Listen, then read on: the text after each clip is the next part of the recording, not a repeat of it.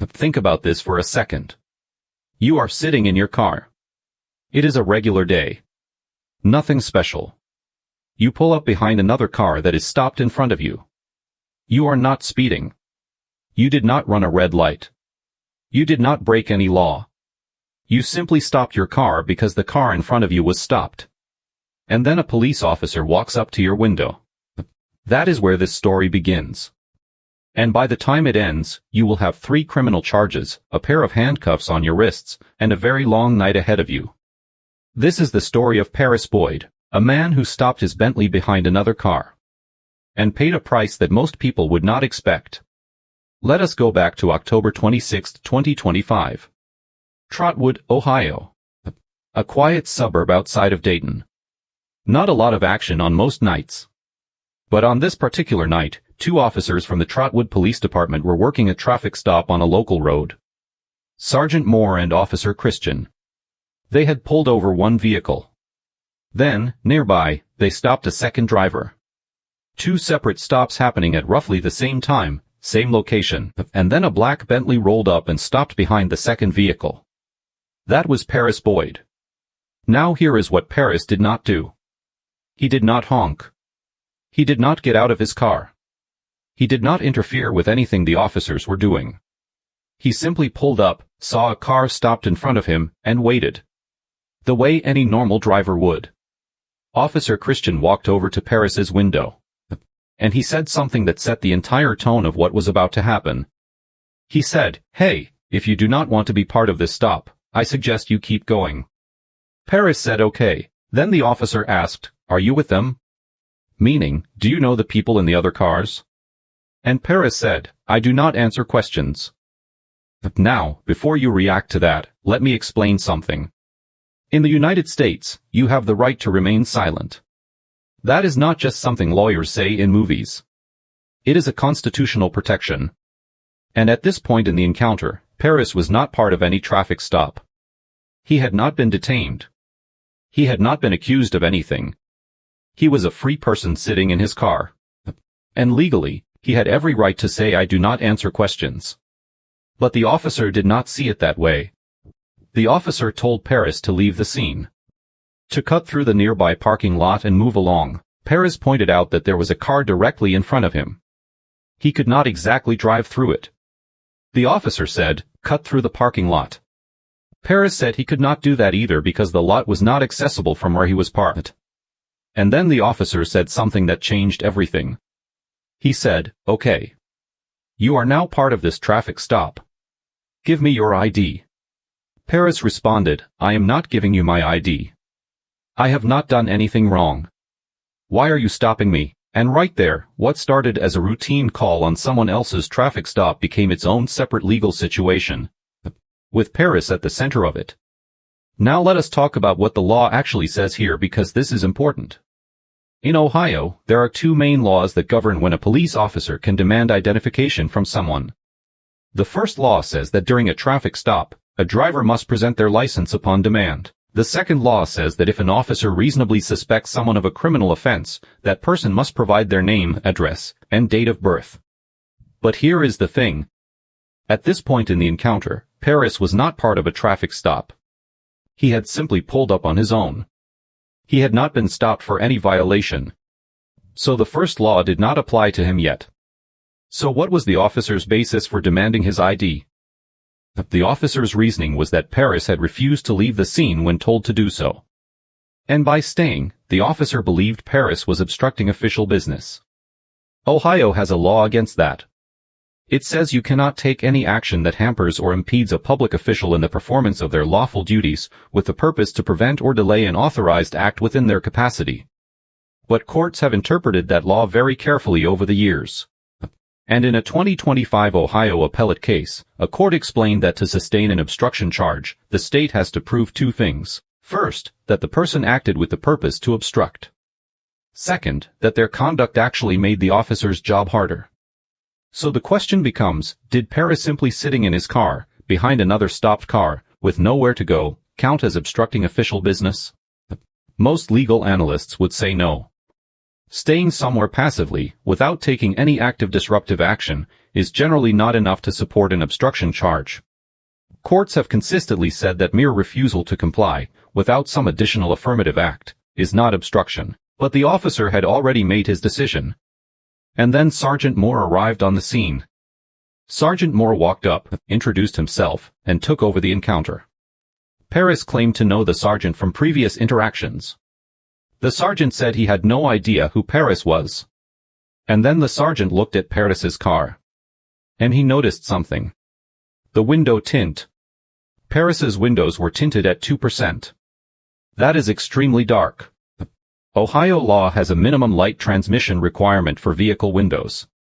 And 2% is way below the legal limit. That gave the officers an objective, legitimate reason to stop Paris independently of everything else that had happened. Sergeant Moore told Paris, "You are now being stopped for a window tint violation. I need to see your ID." The officer's reasoning was that Paris had refused to leave the scene when told to do so. And by staying, the officer believed Paris was obstructing official business. Ohio has a law against that. It says you cannot take any action that hampers or impedes a public official in the performance of their lawful duties with the purpose to prevent or delay an authorized act within their capacity. But courts have interpreted that law very carefully over the years. And in a 2025 Ohio appellate case, a court explained that to sustain an obstruction charge, the state has to prove two things. First, that the person acted with the purpose to obstruct. Second, that their conduct actually made the officer's job harder. So the question becomes, did Paris simply sitting in his car, behind another stopped car, with nowhere to go, count as obstructing official business? Most legal analysts would say no. Staying somewhere passively, without taking any active disruptive action, is generally not enough to support an obstruction charge. Courts have consistently said that mere refusal to comply, without some additional affirmative act, is not obstruction, but the officer had already made his decision. And then Sergeant Moore arrived on the scene. Sergeant Moore walked up, introduced himself, and took over the encounter. Paris claimed to know the sergeant from previous interactions. The sergeant said he had no idea who Paris was. And then the sergeant looked at Paris's car. And he noticed something. The window tint. Paris's windows were tinted at 2%. That is extremely dark. Ohio law has a minimum light transmission requirement for vehicle windows. And 2% is way below the legal limit. That gave the officers an objective, legitimate reason to stop Paris independently of everything else that had happened. Sergeant Moore told Paris, "You are now being stopped for a window tint violation. I need to see your ID." The Paris opened his wallet and held up his license. Inside the wallet. Visible. But he did not hand it over. The sergeant reached over and took the wallet out of Paris's hand. Paris immediately objected. He said officers cannot just take his license like that. He said the law says display, not surrender. And honestly, that argument is not completely wrong. Ohio's statute says a driver must display their license upon demand and shall not refuse to do so. The word display is used. Not surrender. Not hand over. Not give. Display. Whether showing a license inside a wallet satisfies that requirement, or whether an officer is legally entitled to physically take possession of it, is actually an unsettled question under Ohio law. No court has clearly resolved it. But Paris was not in a position to argue that point on the side of the road. Because by now, things were escalating fast. The sergeant ordered Paris out of the vehicle. Paris got out. The officers then attempted to place him in handcuffs. Paris resisted, not physically in an aggressive way, but he was pulling back, arguing, telling them they would be sued, saying he was complying while simultaneously not complying. The officers told him he was being detained. Paris asked for what? They said because of the way he was acting. And the handcuffs went on. Now the legal question here is whether handcuffing Paris was constitutional. And the answer depends on which lens you look through. If officers had probable cause to believe a crime had been committed at that point, then handcuffing is generally considered reasonable. No dispute there. But even if officers only had reasonable suspicion, which is a lower standard, handcuffs are not automatically off the table. The Sixth Circuit Court of Appeals, which covers Ohio, addressed this in a 2015 case called Brown v. Lewis. The court said that handcuffing a person during a detention does not automatically convert it into a full arrest requiring probable cause. However, officers cannot handcuff someone based on a bare inference or speculation. They need to point to something specific. A reason to believe the person poses a risk of flight or poses a danger. The court also said in that same case that an unarmed person who displays aggressive, erratic, or nervous behavior during a stop may give officers enough reason to justify restraints. So here is where it gets complicated for Paris. His verbal behavior throughout this encounter was combative. Relentlessly combative. He was arguing with officers, threatening lawsuits, refusing to cooperate, and making the entire interaction as difficult as it could possibly be. Emotionally, you can understand why. He felt he had done nothing wrong and was being targeted unfairly. And he may well have been right about that. But the way he expressed that feeling gave the officers exactly what they needed to justify keeping him in handcuffs. The stated reason for handcuffing him was the way he was acting, and given the precedent in the Sixth Circuit, a court could very plausibly find that Paris's behavior, though unarmed, was sufficiently aggressive and erratic to justify the restraints. So Paris was now in handcuffs, seated in the back of a police cruiser. And the night was not over yet. While Paris was detained, Sergeant Moore told Officer Christian to issue a citation for the window tint violation. And then he added something else. He said issue an order in lieu of arrest for disorderly conduct as well. Then the sergeant mentioned that a K9 unit, a drug-sniffing dog, was on its way. He told Paris that if the dog alerted on his vehicle, a full search would follow. Paris said he does not consent to searches and does not answer questions. The sergeant acknowledged that and said the dog would make the decision. Now the K9 question is actually one of the cleaner legal areas in this entire encounter. The Supreme Court of the United States addressed this in 2005 in a case called Illinois v. Cabal. The court held that a dog sniff conducted on the exterior of a vehicle during a lawful traffic stop does not implicate the Fourth Amendment at all. The reasoning is that a properly trained narcotics dog only detects the presence of contraband. And no one has a legitimate privacy interest in hiding drugs, so letting a dog walk around the outside of your car during a stop does not constitute a search under the Constitution. But the Supreme Court put a limit on that rule 10 years later in Rodriguez v. United States. In that 2015 case, the court said a traffic stop becomes unlawful if it is prolonged beyond the time reasonably required to complete its mission. In other words, if the ticket has already been written and the stop is functionally over, you cannot then delay the person further just to wait for a dog. In Paris's case, the citation and the order for disorderly conduct were still being processed when the K9 was called. The stop's mission was not yet complete. So the dog sniff, if it happened during that window, would almost certainly be considered constitutional. And if the dog alerted, that alert would typically establish probable cause to search the entire vehicle. The Supreme Court confirmed this in 2013 in Florida v. Harris. As long as the dog's training and certification records are solid and the dog is reliably trained, an alert provides the legal basis for a full search. So the K9 situation, legally, was on firm ground. But then the sergeant made one more decision that is much harder to defend. He told Officer Christian to add an obstruction of official business charge. His reasoning? Paris had displayed his license in his wallet but had refused to physically hand it over. In the sergeant's view, that constituted obstructing official business. This is where the law is very clear. And it goes against the officers. In 2022, an Ohio appellate court decided a case called State v. Kelly. In that case, the court specifically said that a driver's refusal to provide a driver's license upon request does not constitute obstructing official business. The reasoning was that a mere refusal to comply, without some additional affirmative act, is not enough to support the charge. The court said the person might be guilty of a separate licensing violation, but that same conduct cannot be stretched into an obstruction charge. Now think about what that means for Paris.